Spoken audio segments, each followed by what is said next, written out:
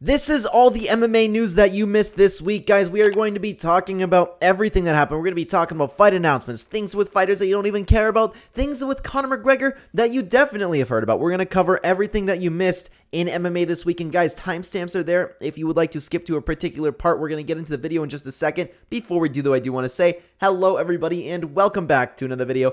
If you are new here, my name is Kyle. I am your guy with many YouTube channels. Let's talk about the MMA news again, guys. Timestamps are there if you would like to use them. Starting off with an update on Paddy Pimblett. So Paddy Pimblett wants to fight. His recovery is going well from his surgery, and he wants to have at least 3 fights next year, and he wants to end the year ranked. And also, he was talking about how much he likes to eat after the fights. He's going to get his diet under control. He's taking training very seriously. Apparently, of course, it's going to be a little bit difficult for him because, to use his words, he consumed 8,000 calories after fights. And did he say a day? 8,000 calories a day? But, of course, you've seen how much that guy blows up. It's not surprising. But Paddy Pimblett seems to be taking things very seriously. At least that's what he wants to do. And you know what? I hope he can do it. Moving on, it has been confirmed by both Dana White and Jorge Masvidal that Jorge Masvidal is going to be wrapping a BMF belt around Dustin Poirier and Justin Gaethje, whoever wins that fight.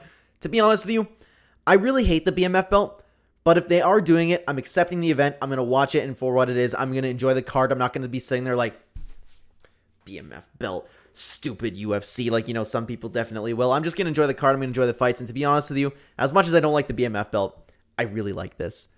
To have the guy who retired give the BMF belt to somebody else, and it's a fighter, it's not The Rock. Love it. Next up, so I made a whole video talking about this is the possible purchase of Bellator MMA. The news has died down a little bit, but long story short, it started out with Michael Venom Page talking about how he's a free agent and possibly going to go to the UFC. Then somebody did some digging and found Michael Venom Page on the UFC website under the fighter profile, and along with that, found many other Bellator fighters. So this led to talks throughout the week. Is the UFC going to purchase Bellator? People are thinking like they're grabbing it before the PFL can with Francis Ngannou, just as a meme. But the whole thing was, why would there be fighters on Bellator fighters on the UFC website if the UFC wasn't purchasing Bellator or already purchased it and they just haven't made the announcement yet, or if it's going to be purchased at a later date? Who knows? It's just a topic of conversation that's been going on this week. So let me know what you think down below. Do you think the UFC is going to buy Bellator MMA? Next up, we have an update for you on Alexander Volkanovski. He is done his surgery. The surgery went very well, and it's only going to take him 6 weeks until he is back with full contact training. He wasn't kidding when he said that, eh? Alexander Volkanovski was saying that he'd be back in absolutely no time. This dude could have fought Islam Makhachev, to be honest with you, but it's okay. Islam has a really good fight ahead of him, and I want to see him fight somebody and then defend his belt and then fight Alexander Volkanovski again. That would just make the fight even bigger. But regardless, no matter what is next for Alexander Volkanovski, it's cool that he's going to be able to stay really active. He's only going to be off for 6 weeks, and that's 6 weeks till full contact training, so he probably isn't even going to be off that long. Next up, we have Israel Adesanya news. He is going to be taking on Sean Strickland, and this is according to Israel Adesanya. This is not according to the UFC. Israel Adesanya said that Dricus du Plessis will not be ready to fight when Israel Adesanya wants to fight, so he said, Dricus du, and I can't say this on YouTube, P-word, Sean Strickland, you're in. So Sean Strickland was already in talks to have a title fight, and now looks like this is definitely going to be what's next. Israel Adesanya versus Sean Strickland. I absolutely love this.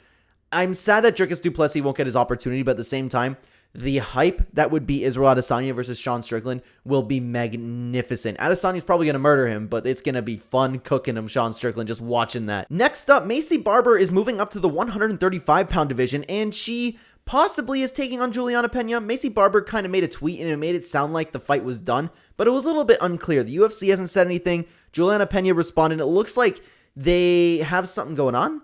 I'm not entirely sure, but Maycee Barber said she's moving up to 135, and she's either fighting Julianna Pena or looking to fight Julianna Pena. Regardless, this is a fight that I can see the UFC materializing, to be honest with you. It's a very, very, for the division, a very interesting matchup. Next up, let's talk One Championship, my favorite organization. One Championship, they, of course, earlier this year, they had their debut in the US, and their event was incredibly successful. So now, they announced that in 2024, they want to do at least 4 events in the US, which is really, really cool. I love One Championship. I love the event that they did in the US. I hope they continue to do it. Maybe they can break into Canada one day. Who knows? Moving on, a little bit of sad but expected news. Blagoy Ivanov has been cut from the UFC. It makes total sense, to be honest with you. He wasn't putting on exciting fights, wasn't getting anywhere in the division, but I honestly don't have too much to say about this. He was cut from the UFC. It's sad to see, but it's to be expected. Something that is to not be expected, though, is Dan Hardy is going to return to MMA. He said he's been in talks, he's been having phone calls, and he looks like he has an MMA fight done. He is going to be returning to the octagon, but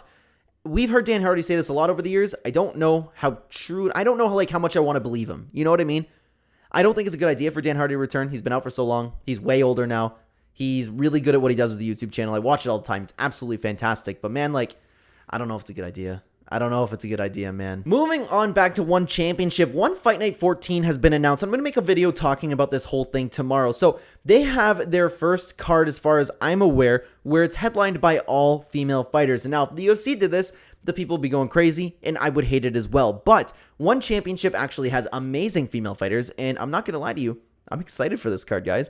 I'm actually excited for this. We have Stamp Fairtex, who I'm a big fan of. We have Stamp versus Ham, Sundell versus Bunton, Kelly versus Khan, Young versus Wonder Girl. Very, very good fights, to be honest with you. I'm looking forward to every single one of those. More on that tomorrow, but One Fight Night 14 is having an all-female headlined card. I wonder how it's going to perform. They are good fighters, truthfully, unlike the UFC has.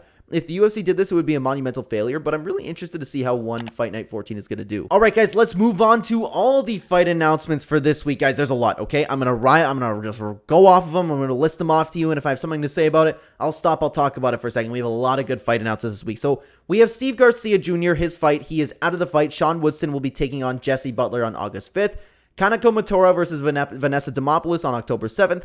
Ashley Yodoy versus Emily Ducote on October 14th. Kyle Brahala's return against Nursultan Ruziboev on November 4th. That is an amazing fight, amazing matchup. We also have Montserrat Rendon versus Tamiris Vidal on September 23rd. Shang Yun versus Gabriel Miranda on September 19th. Tyson Pedro being back against Anton Turkalk on September 9th.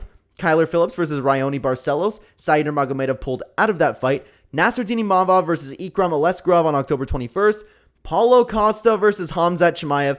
Made a whole video talking about that. That's on October 21st. UFC 294. And along with that comes Islam Makhachev versus Charles Oliveira.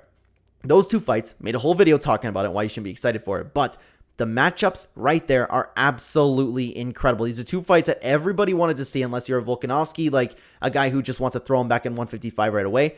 I kind of like this, the way they did it. If Islam wins, then definitely do the Volkanovski rematch, but this is really, really cool to see. And finally, we have Corey Sandhagen, his replacement. His fight just fell out, and his replacement opponent is going to be Rob Font, taking on Corey Sandhagen on August 5th.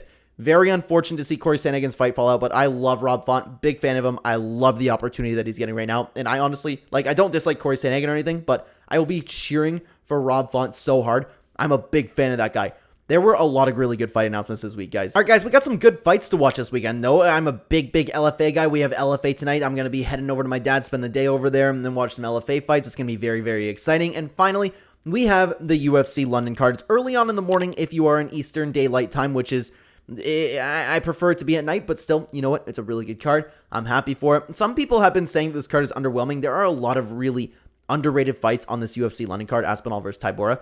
Guys, you got to check it out. You won't miss it. I have a good feeling about this one. It's going to be good. Tune in LFA tonight if you like LFA. It's a good weekend to watch fights. It's a good weekend to be a fight fan, guys. Thank you so much for watching this video. If you are new here and you enjoy the content, subscribe, because we have this video of everything that you missed coming out every single Friday. But if you'd like to continue watching the Clenbat channel, we'll have two videos on screen for you right now. One picked by me and the other picked by YouTube. Either way, I will see you either there or in the next video, guys. Take care.